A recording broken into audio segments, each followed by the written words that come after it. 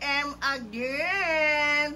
Today mga mamshi, ang ating pong lulutuin ay ampalaya. Ampalaya, di ba? Yung iba ampalaya kung karne. Ito ampalaya kung hipon and burger patty. Yes! Medyo kakaiba naman to mga sisi ko. Kaya ano pang inaantay? Let's do the cooking! Ayan, hiwain po muna natin yung ating ampalaya. Today, ang gagamitin po natin ay isa, dalawa, tatlong ampalaya. Bali, apat pala. Maliit yung isa. Eto, hinog na eh. Yan. Papakita ko lang sa inyo yung ginagawa ko para po mabawasan yung pait ng ampalaya. Step 1, nahugasan na po yan. Then, hiniwa natin. Next na natin, alisin po natin yung puti sa loob. Yes, mga mamshi. Kayurin nyo po ng mabuti. Ayan. Pareho ng ginagawa ko. Kayasin natin mabuti yung nasa loob na puti. Siguro po dyan ang gagaling yung pait ng ampalaya. Ayan. Next.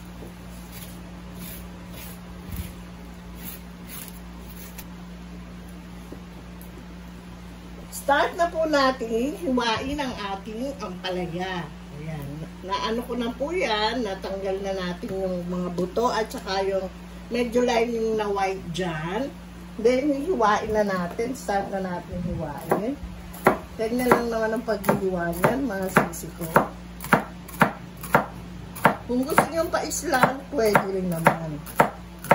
Pero ako, ganyan lang. Tama-tama lang yung kapal para po sabay-sabay din silang maluto. Then, meron po ako ditong tubig. Yes, tubig lang po. Lalagyan ko lang po siya ng kaunting asin. Ayan. Kaunti pa siguro. Kaunting asin. Next, dyan po natin ilalagay yung ating nahiwang mga ampalaya. Isa po ito sa technique para po mabawasan yung pait ng ampalaya. Hindi ko po sinasabi na para maalis yung pait, mabawasan lang po. Kasi ang ampalaya po talaga ay may natural na pait. Lagay lang po natin hanggang matapos natin lahat ito. Iluluto natin ampalaya for today. Chika lang tayo mga mamsi habang hihiwa si mami, okay? Ito po palang ampalaya ay gustong-gusto rin ng mga Hapon, lalo na especially yung mga native ng Okinawa, yung island ng Okinawa, sa bandang ibaba po ng part ng Japan sa Okinawa, nakaseparate siyang island. Isa po ito sa paborito nilang pagkain. Halos pareho lang naman din ng kung paano tayo magluto. Halos pareho lang din daw po. Merong itlog na inilalagay. Dito po sa bahay, hindi kami nagluluto ng gulay nang walang kapartner na isda. Ito pong labahita, ayan, ay ipiprito ko para may katerno po yung aming ampalaya. Iprito lang po natin yan. Lalagyan natin ng salt and pepper to taste. Then, lalagyan ko rin po ng konting cornstarch bago iprito. Po ang mga kakailanganin nating ingredients sa ating ampalaya. Ampalaya kung kayo na po ang bahala magdugtong kung anong klaseng luto ito. Okay? Ayan.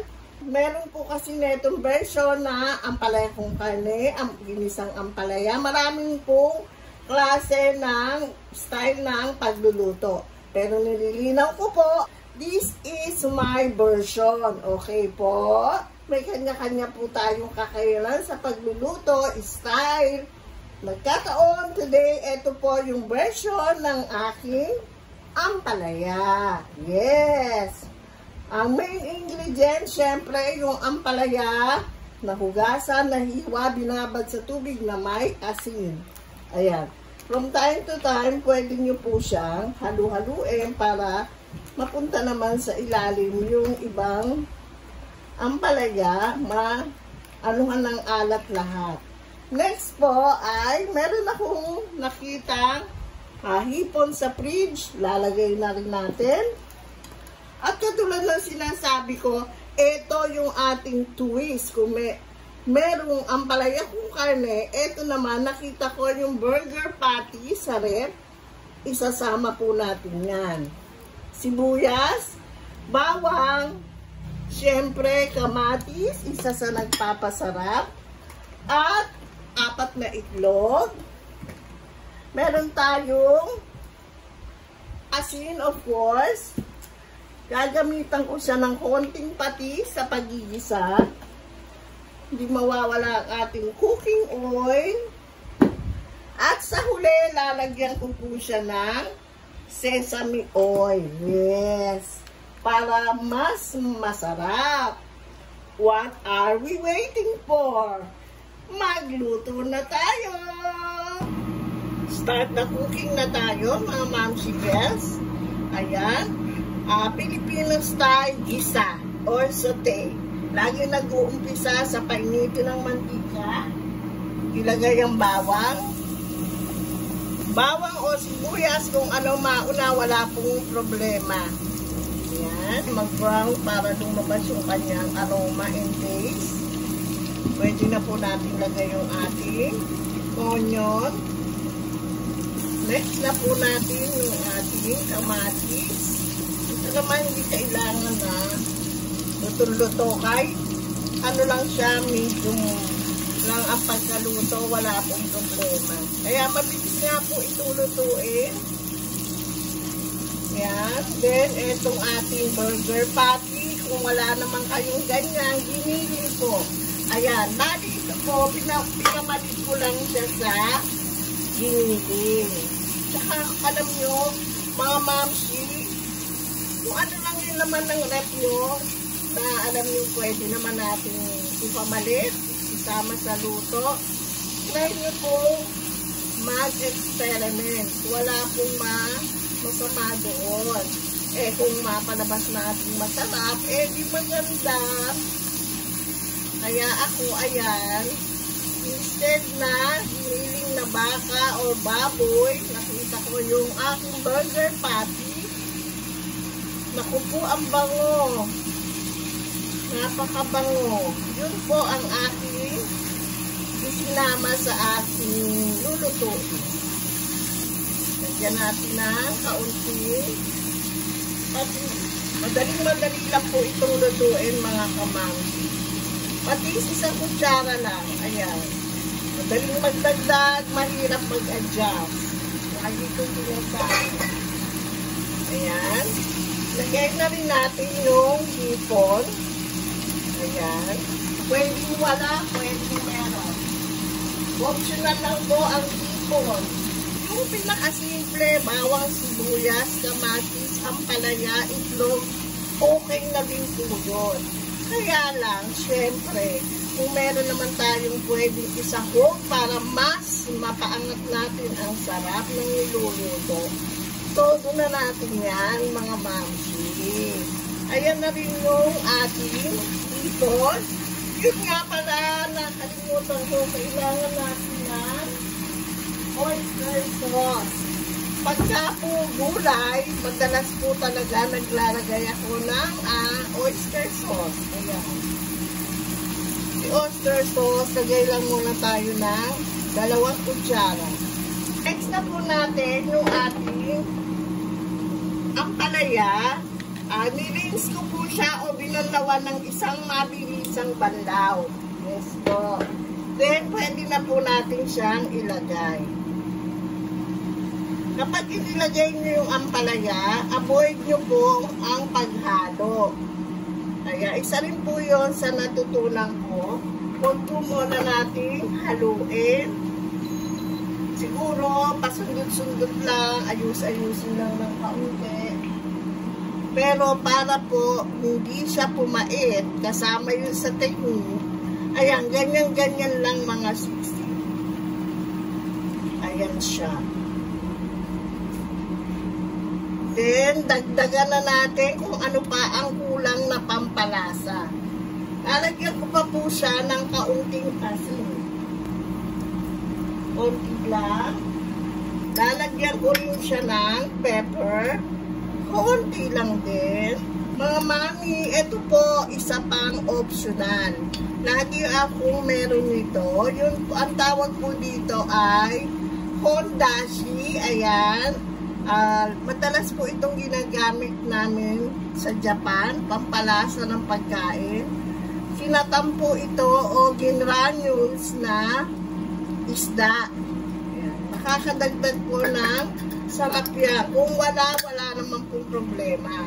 Nuturo ko lang sa inyo kung gusto nyo mas pasarapin at meron naman po kayong kaalaman sa mga pagluluto ng Japanese food, itry nyo pong lagyan ng hondashi.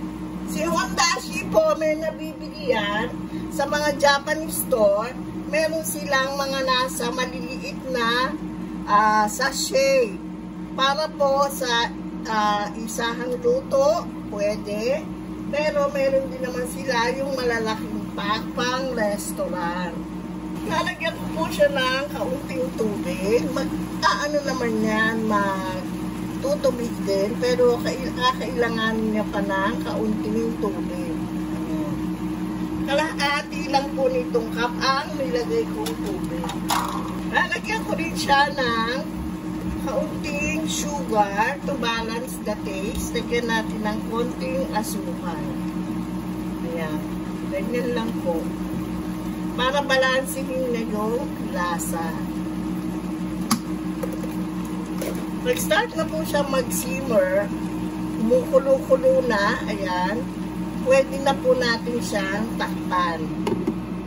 Takpan po muna natin. Then wait for siguro 2 minutes, check natin ulit. Ayan, pwede na natin haluin. Haluin na natin, pwede na po. Ayan, para ibabaw natin yung masahog. Para magpantay din po ang luto ni ampalaya. Depende na lang po sa inyo yan mga mamsi ha. Pag gusto nyo ng overcook, half cook, kayo na po ang bahalang mag-decide kung gano'n nyo gustong kalambot yung ating ampalaya. Almost half cook na siya, kaya pwede ko na pong lagyan ng itlog. Ito yung ating 4 egg beaten. Nilagyan ko na rin po siya ng asin. Nilagyan ko ng asin para syempre meron din po siyang palasa. Kung meron kayo dyan, kung magamit kayo ng mga inisa-mix, pwede rin po. Pwede naman. Wala pong pinagbabawal. Katulad ng palagi kong sinasabi, kayo po ang masusunod. Kayo ang reyna ng kusina nyo. Kung ano po ang gusto nyo, walang pumipigil. Lagay nyo lang ng lagay. Ayan. Dahil kumukulo-kulo na siya, pwede na natin ilagay yung ating itlog. Dahan-dahan. Dahan-dahan, ang bango. Ang bango mga mams. Ayan. Dahan-dahan lang ang paglalagay ng itlog. Ganyan lang po kasimple. Then, hinaan ang apoy sa pinakamahina na lang kasi kumbaga sa kanin, pababayaan lang natin siya mag-in-in. Habang nag-i-in-in, lalagyan ko siya ng kaunting patak ng sesame oil. Ito naman po, nakakadagdag palasa lang at saka ng amoy. Ayan. Wow! That's it! Kaya ano pang inaantay, i-like, i-subscribe na po ang channel. Thank you po for watching. And see you po ulit sa next vlog. Bye-bye!